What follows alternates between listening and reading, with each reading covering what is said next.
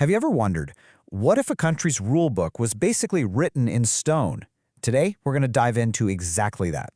It's the story of a nation that tried to rewrite its own future, only to run headfirst into a constitution that was designed to, well, stop them. Let's get into the story of Myanmar's unmovable constitution. So just imagine for a second, you want to change the most fundamental laws of your country, but the rule book for how to change them makes it, well, nearly impossible. That's the exact challenge that reformers in Myanmar were up against, and it would test the absolute limits of their democracy. And right at the heart of this whole political drama is one single, incredibly powerful provision, Article 436. You can think of it as the main character in our story. It's the gatekeeper, it's the lock, and it's really the key to understanding why it's so ridiculously hard to change anything. Okay, so what is it about Article 436 that makes it such a huge roadblock? Well, it all boils down to one seemingly simple number. This is it, 75%. To change the Constitution, you need the approval of more than 75% of all representatives. Now, just to put that into perspective, a lot of countries require a 2/3 majority, and that's already considered a really high bar. This is even higher. And here's the real kicker, written right into the Constitution by the military junta that drafted it back in 2008. As you can see, a full 25% of the seats in Parliament are automatically reserved for unelected military members. So, do the math. If you need more than 75% to pass something, and the military holds 25%, well, if they all vote together, it's literally impossible to change anything. They have an unbreakable veto built right into the system. So the reformers, led by the NLD party, knew they had to go after the root of the problem. Their plan? Change Article 436 itself. They wanted to lower that crazy high bar to a 2/3 majority of only the elected representatives. A pretty clever move, right? It would basically get rid of the military's automatic veto. So what happened? It failed, and not by a little bit. With only 414 votes, it wasn't even close to that 75% mark. The gatekeeper, Article 436, wasn't going anywhere, and that really set the tone for all the battles that were still to come. Okay, so the front door is locked and bolted.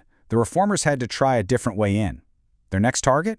One of the most controversial parts of the whole setup, those guaranteed seats for the military in Parliament. Now, their proposal was actually pretty gradual. The plan was to slowly reduce the military's 25% share of seats over 3 elections, first down to 15%, then 10%, and finally to just 5%. You know, a slow transition towards a fully civilian legislature. But you can probably guess what happened. Yep, it was defeated. Again. This proposal got only 404 votes, far from what it needed. The military bloc used its power to protect its power. That veto held firm. All right, the next battle was over something even more fundamental. The question was this: in a crisis, who holds the ultimate power? Is it the elected government, or is it the military? The stakes here were incredibly high. See, the original text gave the military's commander-in-chief the right to just seize power in an emergency. The NLD's proposal wanted to put the civilian president in the driver's seat, but only with the okay from the elected parliament. And once again, the proposal was crushed. It got just 343 votes. That's even fewer than the previous attempts. The military's ultimate authority remained completely untouched. I mean, the language in the Constitution couldn't be clearer. It explicitly grants the military the right to take over. And because this reform failed, that extraordinary power stayed locked right into the law. The next battle. This one felt a little more personal. It was all about a clause called Article 59F, a rule that many people believed was written for one reason: to stop one person, Aung San Suu Kyi, from ever becoming president. So here's what the rule says. You cannot be president if your spouse or your kids are foreign citizens. Simple as that. And because Aung San Suu Kyi's late husband was British and her children are British citizens, well, this clause was a direct roadblock, keeping her from the country's top job. The NLD's proposal was straightforward. Just get rid of the whole clause. But just like all the other major attempts at reform, it got shot down. That barrier and the very personal political fight it represented was not going anywhere.